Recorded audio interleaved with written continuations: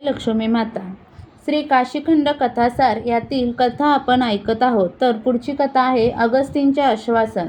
श्री गणेशाय नमः. श्री क्षेत्र काशी हे अति प्राचीन शिवपीठ आहे. ते वाराणसी, आनंदवन, अविमुक्त क्षेत्र या नावांनीही प्रसिद्ध आहे. इंद्रादी देवांनी काशीपुरीला नमस्कार केला. त्यांनी गंगेमध्ये स्नान केले. संध्यादी नित्यकर्मे उरकून विनायकांची अग्रपूजा केली आणि काळभैरवांचे दर्शन घेऊन ते विश्वनाथांच्या मंदिरात आले. तिथे शिवजींची व नंदीची पूजा केली. शिवप्रभूंचा जय जयकार करून त्यांची भक्तिभावाने स्तुती केली. तेव्हा त्यांचे मनोरथ पूर्ण होतील असा विश्वनाथांकडून आशीर्वाद प्राप्त झाला. त्यामुळे त्यांना खूप आनंद झाला. त्यांनी तिथे होम हवन केले. विधिवत अपार दान दिले. मग काशी क्षेत्राला प्रदक्षिणा घालून ते सर्वजण अगस्तींच्या आश्रमाकडे निघाले. त्यांच्या आश्रमातील पशुही ब्रह्मज्ञानी होते. तेथील हिंस्र श्वापदेही परस्परांविषयीचा नैसर्गिक वैरभाव टाकून निर्विवादपणे संचार करत होते. ते पाहून त्यांना मोठे आश्चर्य वाटले. त्यांना काशी क्षेत्राचे महात्म्य किती थोर आहे, याला आनंदवन का म्हणतात, या सर्व गोष्टींचा उलगडा झाला. अगस्त्यांचा आश्रम हा त्या सभोवतालचे रमणीय तपोवन पाहून सर्व देव प्रमुदित झाले. त्यांनी अगस्तींचे दर्शन घेतले व हात जोडून उभे राहिले. तपोनिधी अगस्ती सूर्यासारखे तेजस्वी होते. देव त्यांच्या दर्शनास आले तेव्हा ते शिव ध्यानात मग्न होते. ध्यान विसर्जन झाल्यावर त्यांनी देवांकडे पाहिले तेव्हा सर्वांनी त्यांना साष्टांग वंदन केले. ऋषींनी त्यांना बसण्यास सांगितले व येण्याचे कारण विचारले. तेव्हा देवांच्या वतीने बृहस्पती म्हणाले, मुनिवर्य, आपण सर्व तपस्व्यांमध्ये श्रेष्ठ आहात. आपले तप सामर्थ्य अद्भुत आहे. केवळ संकल्पनाने सृष्टी निर्माण करण्याची व तिचा विलय करण्याची अगाध शक्ती तुमच्या अंगी आहे. तुम्ही महाज्ञानी आहात, त्रिकालदर्शी आहात, साक्षात कल्याणमूर्ती आहात. आपल्या पत्नी लोपमुद्रा या सुद्धा महान तपस्विनी आहेत. पतिव्रता साध्वींमध्ये त्यांचे नाव आदराने घेतले जाते. भगवान शंकरांनी त्यांचा आदर्श समोर ठेवूनच देवी पार्वतींना पातिव्रत्याचे नियम सांगितले आहेत. बृहस्पती पुढे म्हणाले, मुने, आपले महात्म्य इतके थोर आहे की प्रत्यक्ष विश्वनाथही तुमच्यासमोर विनम्र होतात. येथे काशीमध्ये शतयज्ञ करणारे इंद्र, नवविधींचे भांडार असलेले कुबेर, विश्वनाथांच्या तिसऱ्या डोळ्यातील अतिदाहक अग्नी, महाप्रलयाचे तेज मालवणारा वायू, प्रलयकारी मुसळधार वृष्टी करणारा वरुण, त्रैलोक्यात भ्रमण करणारे सूर्य व चंद्र, तसेच चारही जीवकोटींचा संहार करणारे सूर्यपुत्र यमधर्म, असे सर्व देव तुमच्या सेवेसाठी हात जोडून उभे आहेत. तेव्हा बृहस्पती सातत्याने आपली स्तुती करत आहेत हे ओळखून अगस्त्यांना संकोच वाटला. ते मुख्य गोष्ट बोलले नाहीत हेही त्यांच्या लक्षात आले. ते म्हणाले, देवगुरु, तसेच महत्त्वाचे कारण असल्याशिवाय आपण सर्व देवांना घेऊन येथे येणार नाही. कृपया न भिता येण्याचे प्रयोजन सांगावे. तेव्हा बृहस्पती म्हणाले, मुनिवर्य, मला क्षमा करा. आपण सर्वज्ञ आहात. आम्ही येथे कशासाठी आलो आहोत हे बहुधा आपल्या लक्षात आले असेलच. गर्वोन्मत्त विंध्याचलाने आकाशात उद्दामपणे आरोहण करून पृथ्वीला संकटात टाकले आहे. त्यामुळे प्रजांचे व देवांचे हाल होत आहेत. तुम्हाला देवांची करुणा येऊन तुम्ही त्रिभुवनाला संकटमुक्त करावे एवढीच विनंती आहे. अगस्ती म्हणाले, तुमची चिंता मी जाणतो. हे कार्य मी नक्की करीन, कारण तपश्चर्या व ज्ञान यांचा उपयोग परोपकारासाठी झाला नाही तर ते व्यर्थ ठरते. त्याने यशाची हानी होते. तुमची आज्ञा मला प्रमाण आहे. ते अभिवचन ऐकून बृहस्पतींसह सर्व देवांना अत्यानंद झाला.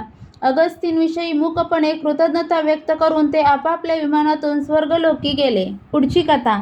अगस्तींचे दक्षिणेकडे प्रस्थान. विंध्याद्रीला नमवले. श्री गणेशाय नमः. देव निघून गेल्यावर अगस्तींना चिंतेने ग्रासले. ते लोपमुद्रांना म्हणाले, आलेले सर्वच देव सर्व समर्थ आहेत. विंध्य पर्वताला आवरणे त्यांना सहज शक्य होते, पण त्यांनी तसे केले नाही.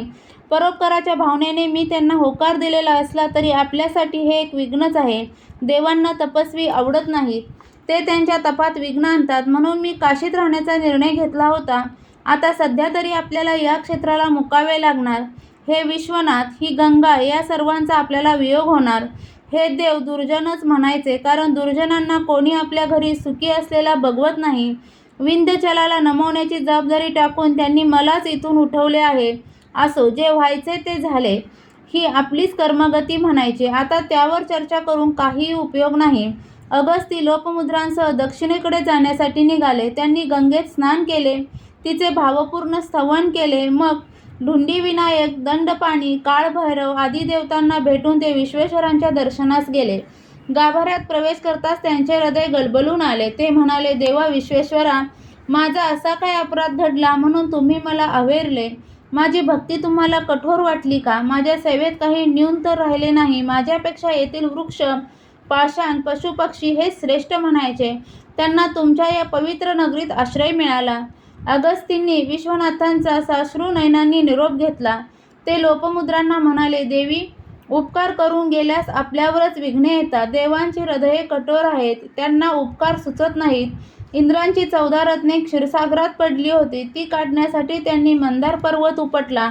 आता विंध्याचे निमित्त करून मला संकटात टाकले आहे. हे अविमुक्त क्षेत्र मला किती प्रिय आहे हे तुम्ही जाणता. आता यालाच मुकावे लागणार. काशीवियोगाच्या कल्पनेने अगस्ती ऋषींना मनस्वी दुःख झाले होते. त्यांनी तेथील पवित्र मृत्तिका आपल्या भाळी लावली आणि मनामध्ये क्रोध, निराशा, दुःख अशा संमिश्र भावना घेऊनच पत्नीसह वाटचाल करू लागले. त्यावेळी त्यांनी आपल्याला शाप देऊ नये म्हणून पृथ्वी त्यांच्या पावलोपावली मृदू झाली. अगस्ती तपोबलाने अल्पावधीतच विंध्याद्रीपाशी झाले. त्यावेळी त्यांची क्रोधित मुद्रा पाहून तो भयकंपित झाला. एका आचमनातच संपूर्ण सागराचे पाणी पिऊन टाकणारे हे महातपस्वी आपली काय गत करतील याची त्याला पूर्ण कल्पना होती. म्हणूनच आपल्या उंची आणि विस्तारामुळे त्यांच्या मार्गक्रमणात अडथळा येऊ नये म्हणून तो जमिनीत गडप झाला.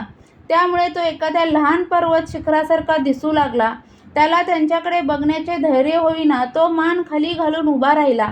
त्याला उल्लंघून अगस्ती दक्षिणेकडे गेले व म्हणाले, विंध्या, स्वतःचा पुरुषार्थ दाखवण्यासाठी तू मेरू पर्वताशी स्पर्धा केलीस. हे काही बरोबर नाही. तुझ्यामुळे सृष्टीचा समतोल बिघडला आणि देव संकटात पडले. तू त्यांच्याशी वैर करू नकोस, कारण त्यांच्यापुढे कोणाचे काहीही चालत नाही. ज्यांनी द्रोणागिरी सागरात बुडवणाऱ्या तारकासुराला ठार केले, प्रचंड मंदर पर्वताला समुद्रात घालून त्याचा मंथनदंड केला, ऐरावताकडून गिरिराज हिमालयाचे पठार सुळ्यांनी फोडून टाकले, त्यांच्यापुढे तुझा काय पाड लागणार? तू त्यांना तृणासमान आहेस. तुझी हानी होऊ नये, तू समोपचाराने खुजे व्हावे यासाठी त्यांनी मला सुद्धा स्वस्थानापासून हटवले. म्हणून मी सांगतो तसेच कर. तू आता आहेस त्याच स्थितीत राहा, त्यातच तुझे भले आहे. त्यांचे म्हणणे त्याने तात्काळ मान्य केले. अगस्ती लोपमुद्रांसह दक्षिणेकडे निघाले. मार्गामध्ये सह्याद्री पर्वताने त्यांचे स्वागत केले. त्याला आशीर्वाद देऊन ते गोदावरी तीरी आले. त्या दक्षिण गंगेत स्नान करून ते कोल्हापुरास गेले. तिथे महालक्ष्मीचे दर्शन घेतले, त्यांची मनोभावे स्तुती केली. त्या स्तवनाने त्या प्रसन्न झाल्या. त्यांनी लोपमुद्रांच्या पतिव्रत्यांची प्रशंसा केली, त्यांना अखंड सौभाग्य लावो असा वर दिला.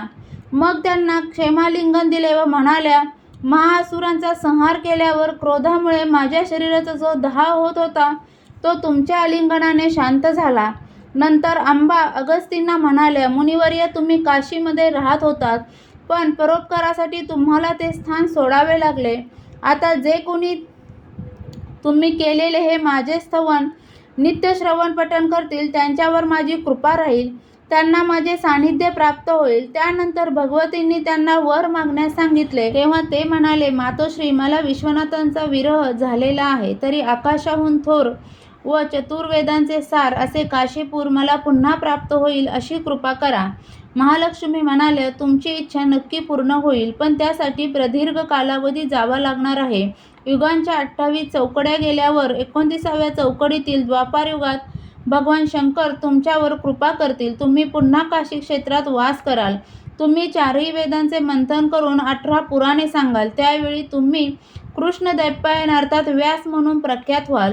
अगस्ती म्हणाले, मातोश्री, तुमच्या आशीर्वादाने माझा वियोगाग्नी शांत झाला आहे. मनात एक शंका आहे. प्रलयकाळी ही काशीपुरी टिकून राहील ना? तेव्हा अंबानी त्यांना त्या संदर्भात निरूपण केले. म्हणाले, सूर्यास्तानंतर अंधार पसरून सर्व व्यवहार बंद पडतात. हा नित्य प्रलय आहे. साधूंचे देहातीत असणे हा आत्यंतिक प्रलय.